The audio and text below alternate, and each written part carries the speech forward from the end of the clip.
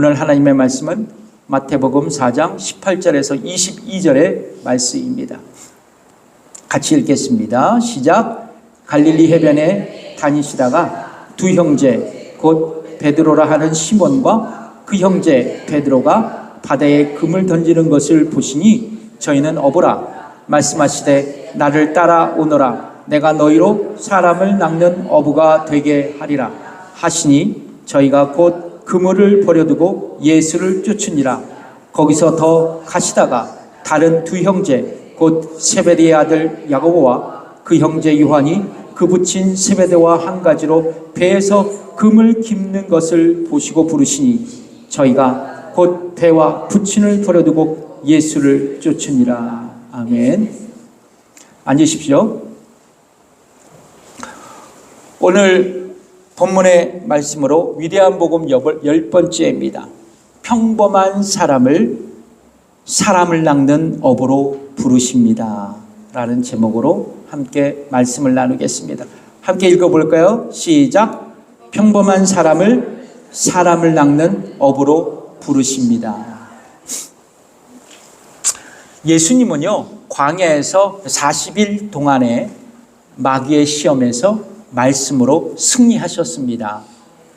흥미로운 것은 예수께서 마귀의 시험에서 승리하신 이후 갈릴리와 베레아의 분봉왕 헤롯 안디바에 의해서 침례 요한이 감옥에 투옥됐다는 사실입니다.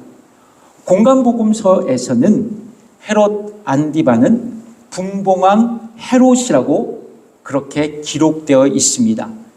여러분, 분봉왕이라는 것은 로마 제국 지배 아래서 일정한 지역을 맡아 다스리던 지역적인 왕을 의미합니다. 그러니까 헤롯 왕은 로마 제국으로부터 권한을 위임받아서 갈릴리, 베레아 지방을 다스리는 그냥 지역적인 왕이었던 것입니다. 침례 요한이 체포된 이유는 분봉왕 헤롯이 성적 스캔들을 저질렀고 그것을 침례 요한이 비판했기 때문입니다. 공간복음서에 보면 헤롯 왕은 자신의 이복 형제의 아내이자 자신의 조카인 헤로디아를 아내로 맞이했습니다. 좀 족보가 복잡하죠. 그래서 침례 요한은 헤롯 왕의 부도덕한 행동을 공개적으로 책망했고요. 결국 침례 요한을 옥에 가두고 얼마 후 자신의 생일잔치에서 침례 요한을 처형하고 말았습니다. 목을 베어버렸어요.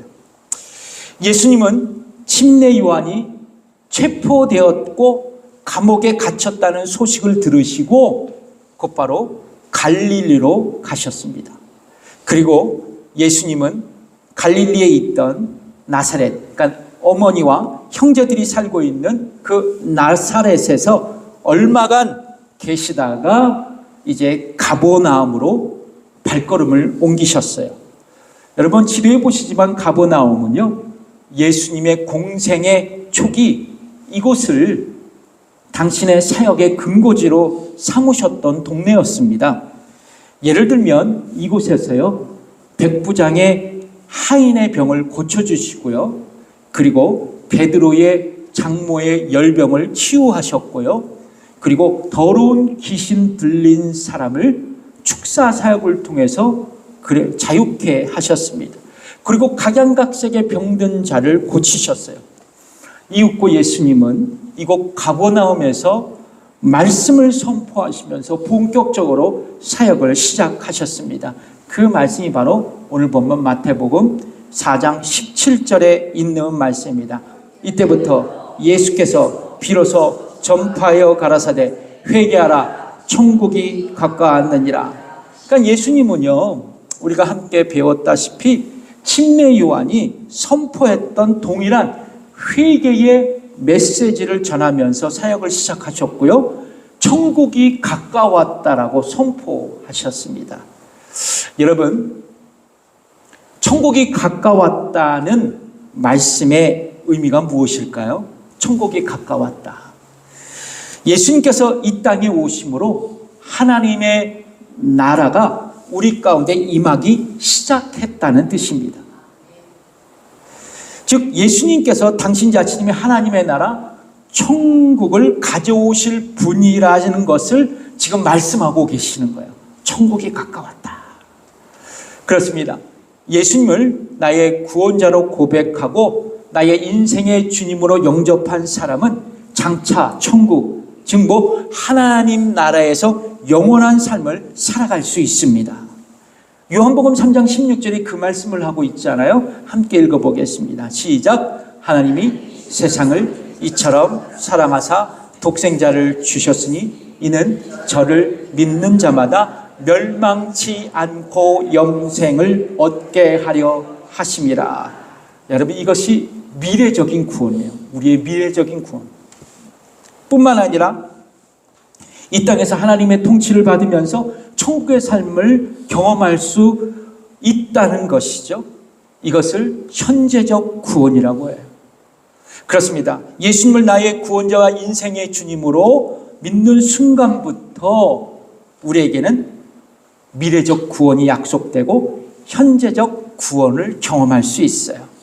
현재적 구원에서 우리는 예수를 믿는 순간부터 우리의 삶의 주인이 바로 하나님이 되시는 거예요. 과거에는요, 내가 나의 삶의 주인이었어요. 그래서 내가 판단했고요, 내가 결정했고, 내가 원하는 것들을 하며 살았어요. 그러나 내가 예수님을 영접하고 믿고 구원받아서 하나님의 자녀가 되면서부터 이제 예수님을 나의 주님으로 모시고 내 뜻보다는 하나님의 뜻을 따르고요, 내 생각보다는 하나님의 말씀을 따라 살아가기 시작하는 거예요. 이것이 바로 내가 하나님 나라의 삶을 살아가고 있다는 거예요. 하나님의 통치를 받고 있다는 것입니다. 그래서 하나님의 나라는 우리가 장차 들어갈 미래의 나라이면서 동시에 현재 우리의 삶 속에서 하나님의 나라, 천국을 경험하는 거예요. 근데 중요한 것은 이것입니다. 하나님 나라가 나의 삶에 경험되기 위해서는 우리에게 진정한 회개가 필요해요. 그래서 예수님 회개하라고 말씀해서 천국이 가까웠다고 말씀하시는 겁니다. 여러분, 회개가 뭐예요? 회개가 무엇입니까? 죄로부터 돌이켜 하나님께로 돌아가는 거예요. 맞나요? 다시 말하면 나 중심에서 하나님 중심으로 방향을 전환하는 겁니다. 즉 과거에는 내가 나의 삶의 중심이었어요. 그래서 내가 원하는 것대로 살아갔고 내가 옳다고 생각하는 대로 살았어요. 내가 기뻐하는 대로 살았습니다. 그러나 회개하면요, 삶의 중심이 바뀌어져요. 어떻게요? 나의 중심적인 삶에서 하나님 중심적인 삶으로 살아가게 돼요. 내 뜻과 내 목적보다는 하나님의 뜻과 목적대로 살아가게 됩니다. 내가 기뻐하는 대로 죄 가운데 살아갔지만 회개는 이제 하나님이 기뻐하시는 거룩한 사람으로 살아갈 수 있어요. 이게 진정한 회개예요. 말만 회개가 아니라 삶이 바뀌는 게 회개입니다. 그런데 이런 회개는 인간의 능력으로 할 수 없어요. 성령님의 능력이 우리에게 필요해요. 성령께서 우리의 굳은 마음과 굳은 생각을 부드럽게 하셔야 돼요. 말랑말랑하게 하셔야 돼요. 이렇게 하나님 앞에서 자신의 죄를 인정하고 돌이키게 하시는 분은 바로 성령님이십니다.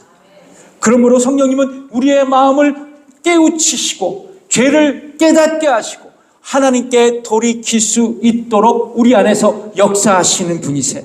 그래서 성령님의 역사 없이는 참된 회개가 일어나지 않는 거예요. 제가 읽어드릴게요. 요한복음 16장 8절의 말씀.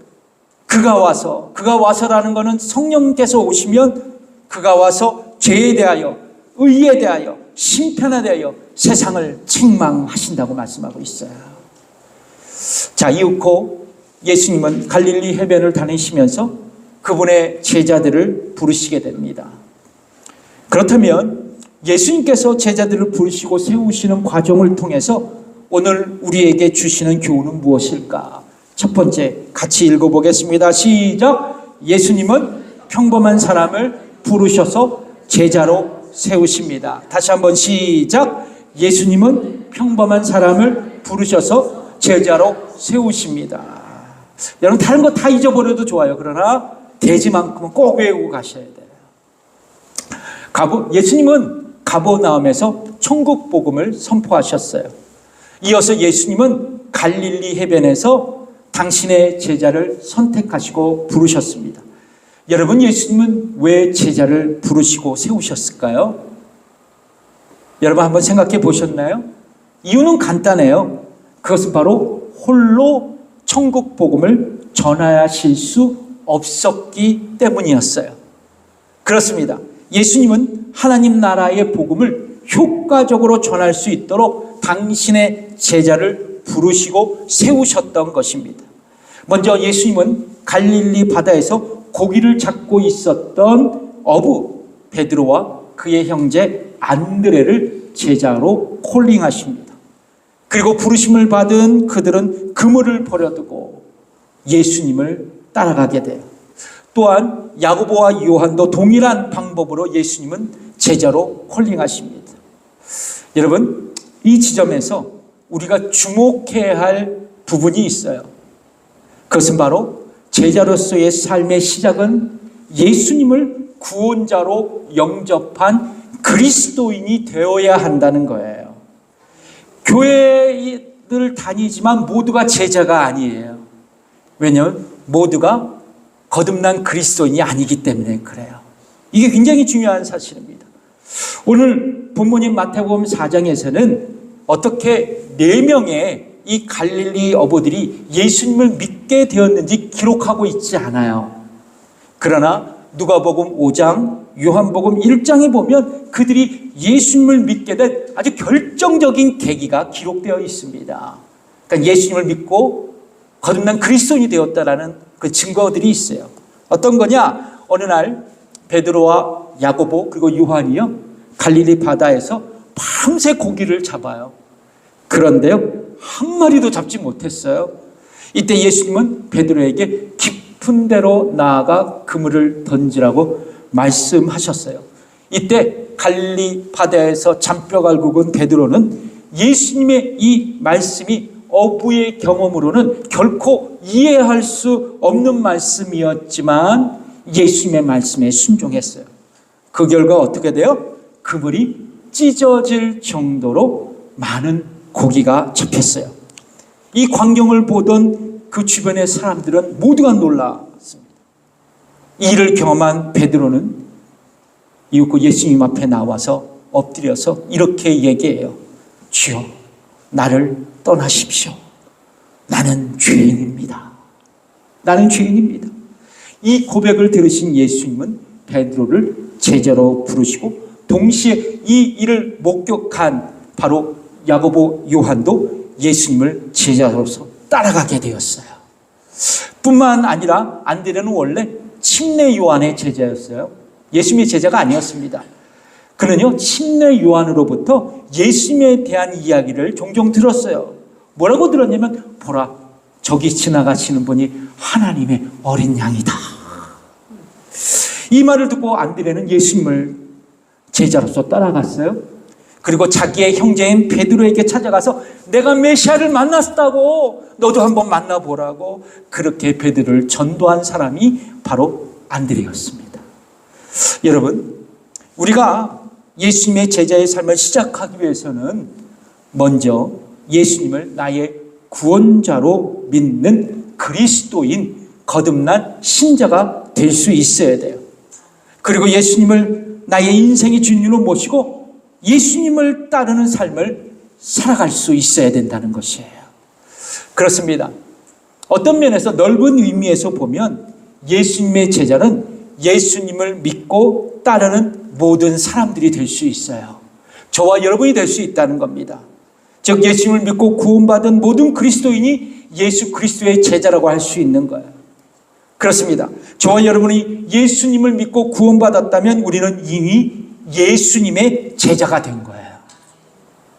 그런데요, 여러분, 예수님께서 사람을 부르시고 제자를 세우실 때 성경에 보면 아주 특별한 점이 있었어요. 이것을 관찰할 수 있었어요. 예수님 당시요, 유대인들은요, 자기가 자신의 선생님을 선택해서 그에게 가르침을 받았어요. 한 명의 제자가 있다면 선생님을 선택하는 거예요. 그것이 유대인들의 교육 현장의 전통이었습니다. 내가 선택해서 가는 겁니다. 그러나 예수님은 그 시대의 전통을 따르지 않으셨어요. 예수님은 직접 사람들을 선택하시고 자신의 제자로 삼으셨습니다. 그 말씀이 요한복음 15장 16절에 나오더라고요. 같이 읽어보겠습니다. 시작. 너희가 나를 택한 것이 아니요 내가 너희를 택하여 세웠다고요 말이에요. 그래서 여러분, 제자 훈련에서 메인 텍스트로 쓰여지는 교재가 있는데요. 제자도라는 책이에요. 보시면 보시나요? 예. 이 제자도의 저자 데이빗 왓슨이라는 분이 계신데요. 이분은 이런 이야기를 했어요. 잘 들어보세요. 제자를 선택하는 데 있어서 예수님에게 절대적인 주권이 그에게 있었다. 이 말을 합니다. 그러니까 제자의 선택은 누구에게 있었다? 예수님의 절대적인 주권에 있었다고 말해요. 그런데 예수님께서 제자를 선택하시는데 특별한 조건은 없었어요. 성경을 읽어보면 그냥 평범한 사람을 선택하셨다는 거예요. 예수님의 제자들의 면모를 보면 대부분 평범한 갈릴리 어부였어요. 예수님께서 갈릴리 지역에서 선교를 하셨거든요. 근데 갈릴리 바다에 있으니까요, 대부분의 사람들이 어부잖아요. 평범한 사람들이었어요. 보통 세상적 기준으로 보면 여러분, 회사에서 인재 영입을 위해서 사람들의 좋은 인성, 탁월한 능력을 심사하고 직원으로 채용하잖아요. 그러나 예수님은 지극히 평범한 사람들을 선택하셔서 당신의 제자로 부르셨다는 거예요. 저와 여러분 같은 사람들 말이에요. 그렇다면 왜 예수님은 평범한 사람들을 선택하여 제자를 삼으셨을까? 일의 능력이 있고 지혜가 있고 돈도 많고 그런 선택하지 않으시고 왜 평범한 사람들, 우리와 같은 사람들을 선택하셨는가? 마가복음에 보시면 그 해답이 있어요. 여러분, 마가복음 3장 14절의 말씀을 함께 읽어볼까요? 시작. 이에 같이 읽어보겠습니다. 마가복음 3장 14절 같이 읽어보겠습니다. 시작. 이에 12를 세우셨으니 이는 자기와 함께 있게 하시고 또 보내사 전도도 하며. 여러분, 이 구절에 보면 세우셨으니라는 단어가 있죠. 그렇죠? 세웠다. 이 단어를 헬라어로요, FOESN이라는 단어를 쓰고 있어요. FOESN 따라해보세요. 시작. FOESN. 이 단어의 원형 동사가 포이에오예요. 포이에오. 따라해보세요. 시작. 포이에오. 근데 이 포이에오를 번역하면 만들다, 창조하다라는 뜻이에요. 그러니까 세웠다, 이 단어가 완전히 의미가 틀리죠. 만들다, 창조하다. 근데 여기서 만들다라는 의미는 뭐냐면 변화시켜서 만든다는 의미예요. 그러니까 여러분, 예수님께서 평범한 사람들을 선택해서 그를 변화시켜서 제자로 만들어서 복음의 일꾼으로 만드시고 하나님 나라의 복음을 전하게 하셨다라는 거예요. 그러니까 우리 같은 평범한 사람들을 선택하시고 제자를 삼으셔서 예수님께서 만들어 주신다는 겁니다. 훈련하고 다듬고 깎고, 그래서 우리를 하나님의 일꾼으로 만들어 주신다는 거예요. 여러분, 예를 들면 베드로를 한번 생각해 보세요. 베드로의 헬라의 이름이 페트로스입니다. 페트로스. 이 이름의 의미는 뭐냐면 바위예요. 반석입니다. 흔들리지 않는 반석. 반석과 같은 베드로의 이름의 의미였어요. 이 이름을 통해서 우리는 어떤 상황 속에서도 결코 흔들릴 수 없는 믿음직스러운 베드로의 그 모습을 기대할 수 있어요. 그러나 그의 실제 모습은 그의 이름과 사뭇 달랐습니다. 베드로는 예수님께서 십자가를 지시기 전 대제사장 가야바의 뜰에서 예수님을 몇 번을 부인했어요? 3번을 부인했습니다. 그런데 놀라운 것은 예수님께서 그런 베드로를 포기하지 않으셨다는 거예요. 이후 갈릴리 바닷가에서 일관성 없는 믿음으로 살아갔던 베드로를 부활하신 예수님께서 다시 만나셔서 3번 부인했잖아요. 대신 예수님은 3번 질문을 통해서 말씀으로 가르치시고 격려하시면서 베드로에게 뭐라고 말씀하냐면 내 양을 먹이라. 내 양을 먹이라. 사명을 주셨어요. 그리고 베드로는 다시 예수님을 따르기로 결단했고 이후 베드로는 변화되어서요. 초대교회에 흔들릴 수 없는 기둥이 되었고요. 결코 변하지 않는 예수님의 참 제자로 살아갔어요. 여러분, 교회 전승에 따르면 그는 로마 제국 이 네로 황제 때에 종교적인 핍박이 있었는데 가야바의 뜰에서처럼 그 종교적 핍박을 피해 다니면서 회피하지 않았어요. 그는 자신의 신앙을 부인하지도 않았습니다. 그리고 이연하게 십자가에 거꾸로 매달아 순교당했어요. 더 이상 흔들리지 않는 베드로, 그의 모습이었습니다. 왜요? 예수님을 위해, 복음을 위해 자신의 생명까지 내놓는 제자가 되었기 때문에 그래요. 다 여러분 예수님께서 만들어 가신 거예요. 사도 요한은 어떻어요? 누가복음에 보면 사도 요한과 야고보가 형제로 나와요. 자, 근데 주께서 그들에게 보아너게 곧 우레의 아들들이라는 별명을 지어주십니다. 그들은 우레의 아들들답게 꽤나 폭력적이고 공격적인 성향을 갖고 있었어요. 실제로 누가복음 9장 54절에 보시면 예수님이 사마리아의 마을에 들어가시는 장면이 기록되어 있거든요. 그런데 사마리아 사람들은 예수님과 제자들을 환영하지 않았어요. 그때 가장 화를 낸 사람들이 바로 이 요한과 야고보 두 형제였습니다. 그리고 그들은 예수님께 이런 제안을 하죠. 선생님, 하늘에서 불 확 내리셔서 이 사마리아 사람들을 불벼락을 치게 하옵소서. 네. 그러나 이 불같은 성격의 소유자 요한은요, 예수님을 십자가의 죽음의 현장까지 보필했어요. 훗날 예수님의 어머니까지 책임졌습니다. 교회 전승에 따르면 이 사도 요한은 주의 어머니 마리아를 에페소에서 보살피면서 그의 마지막 순간까지 소아시아에 있는, 지금 터키거든요. 터키에 있는 지역의 교회들에게 뭐라고 전하냐면 서로 사랑하라. 서로 사랑하라. 서로 사랑하라. 편지를 보내고 격려하는 사랑의 사도가 되었어요. 이 편지가 바로 요한일서가 되었습니다. 사도 요한이 변했던 거죠. 예수님이 변화시킨 거예요. 그렇습니다. 예수님의 제자들은 다양한 성격과 기질을 갖고 있었지만 공통적인 모습이 있었어요. 제자들 모두 우리와 동일하게 허물이 많고 약점투성이인 평범한 사람들이었습니다. 그러나 예수님은 그를 훈련시켰고 주의 제자로 삼으시며 성장시키고 주의 복음의 도구로 사용하셨다는 거예요. 예수님의 제자들은 세상적으로 내세울 것이 없는 자들이었습니다. 지극히 평범한 사람들이었어요. 연약한 인간들이었습니다. 그러나 예수님은 세상을 구원하고 변화시키기 위해서 그들을 제자로 선택하시고 그들과 함께 하시면서 훈련하셨던 거예요. 여러분은 평범한 사람들입니까? 비범한 사람들입니까? 우리 모두는 아주 평범한 사람들입니다. 특별한 사람이 아니라는 거예요. 거기다가 약점투성이에요. 허점이 많고 모난 부분이 너무 많아요. 그런데 여러분, 우리는 구원받은 그리스도인이에요.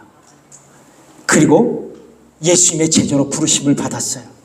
근데 이런 얘기를 하면 어떤 분들은 이런 질문을 하시는 분이 있어요. 목사님, 우리가 어떻게 제자입니까? 그런 신앙심도 자격도 없습니다.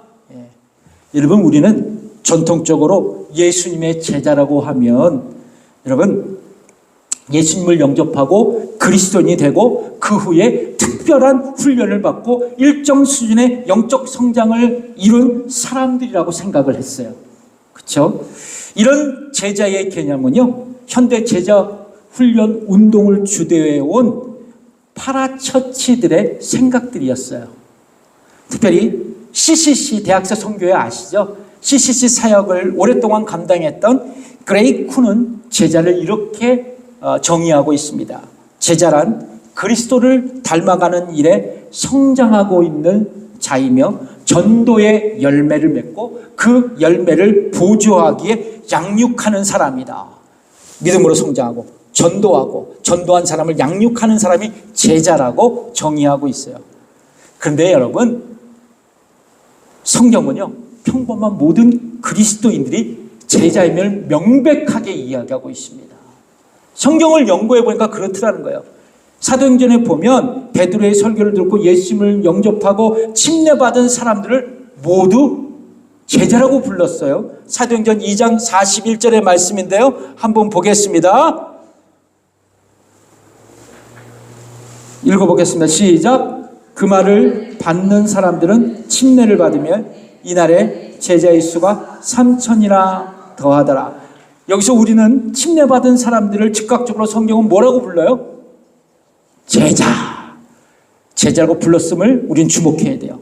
사도행 6장에 보면 예루살렘 교회 성도들을 제자라고 불렀어요. 같이 읽어보겠습니다. 시작.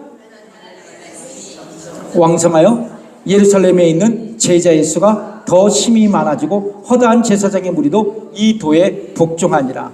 그리고 사도행전 11장에서 안디옥 교회 성도들을 제자라고 불렀습니다. 그리고 그들이 성장해서 그리스도인이라는 명칭을 얻게 되었어요. 사도행전 1장 11장 6절에 있는 말씀입니다. 사도행전 11장 6절 시작. 만남에 안디옥에 데리고 와서 둘이 교회에 1년간 모여 있어 큰 무리를 가르쳤고 제자들이 안디옥에서 비로소 그리스도인이라 일컬음을 받게 되었더라. 그러면 여러분, 제자는 소수의 훈련되고 특정한 사람이 아니라 뭐요? 모든 그리스도인. 모든 그리스도인. 그래서 여러분, 저와 여러분도 예수님의 제자예요. 그러므로 예수님은 우리를 당신의 제자로 부르셨습니다. 옆 분과 얘기했습니다. 당신은 예수님의 제자이십니다. 아멘. 자, 예수님께서 제자로 부르시고 세우시는 과정을 통해 우리에게 주시는 교훈은 뭘까요? 첫 번째, 예수님은 평범한 사람들을 부르셔서 제자를 세웠다. 두 번째 읽어보겠습니다. 시작. 예수님은 제자를 부르시고 사람 낚는 어부가 되게 하십니다. 그러니까 우리 모두가 제자잖아요. 근데 우리를 제자로 삼으신 이유는 사람 낚는 어부가 되게 하기 위해서예요. 여러분, 오늘 본문에 보시면 예수님은 베드로와 안드레를 제자로 부르시면서 이런 사명을 주셨습니다. 마태복음 4장 19절의 말씀 읽어보겠습니다. 시작. 말씀하시되 나를 따라오너라. 내가 너희로 사람을 낚는 어부가 되게 하리라 하시니. 뭐라고 말씀하세요? 사람을 낚는 어부가 되게 하리라 말씀하셨습니다. 여러분, 사람을 낚는 어부가 되게 할 것이라는 예수님의 말씀을 들었을 때 베드로와 안드레의 심정은 어땠을까? 감정은 어땠을까? 성경에는 그들의 반응이 구체적으로 기록되어 있지 않습니다.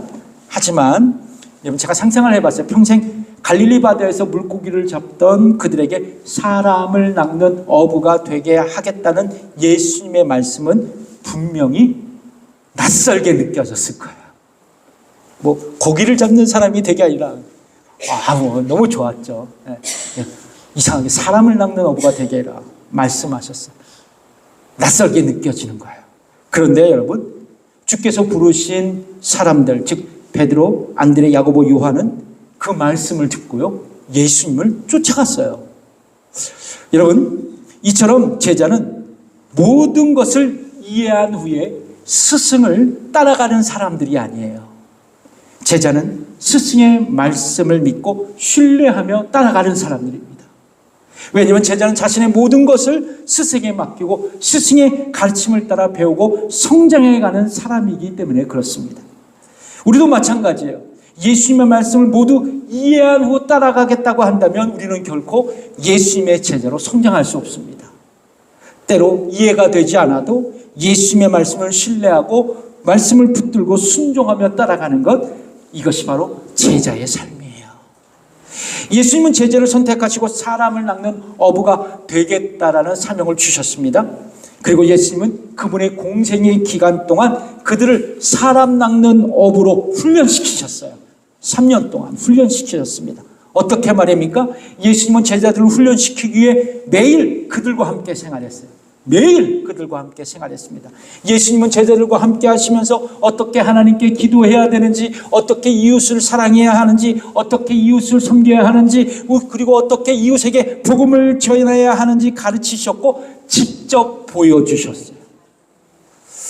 로버트 콜만 박사는요, 그의 책 주님의 전도 계획에서 예수님의 제자 훈련의 핵심은 뭐냐면 예수님이 제자들과 함께 하신 것이라고 말하고 있어요.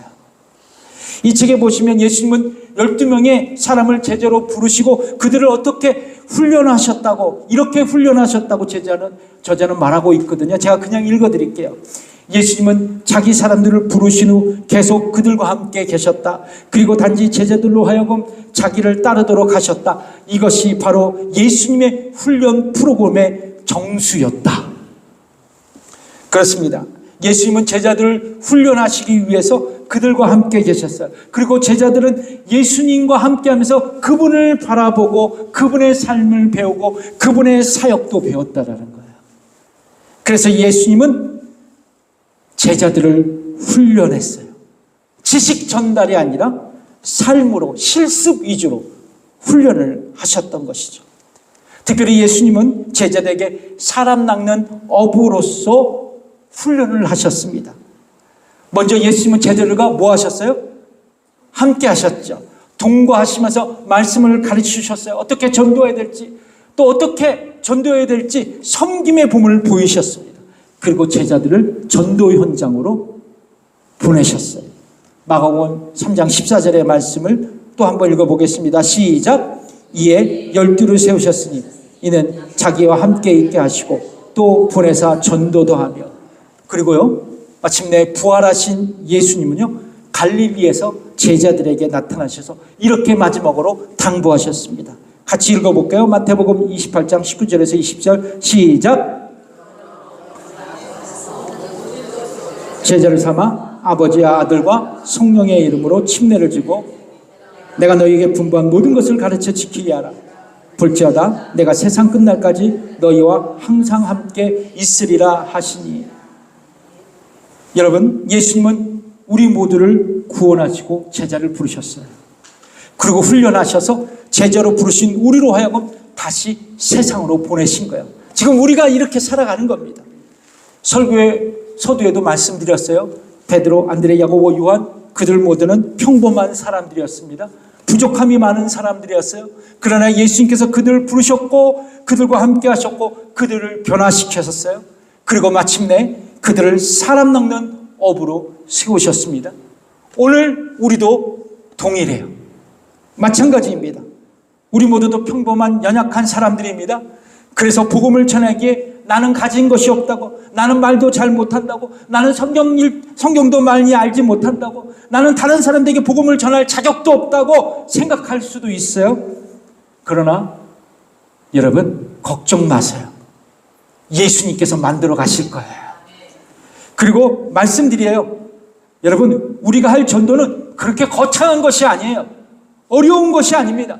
그저 가족에게, 이웃에게, 친구에게 예수 믿으면 천국 간다고 말해주는 거예요. 우리의 삶으로 예수님의 사랑을 이웃에게 보여주는 겁니다. 우리의 삶을 통해 예수님을 나타내는 거예요. 우리 교회의 중보 기도 제목처럼 선한 영향력으로 살아가는 것 그 자체가 전도입니다. 기억하십시오. 우리에게는 제자의 이름만 있는 것이 아닙니다. 복음을 전하라는 제자의 사명이 있어요.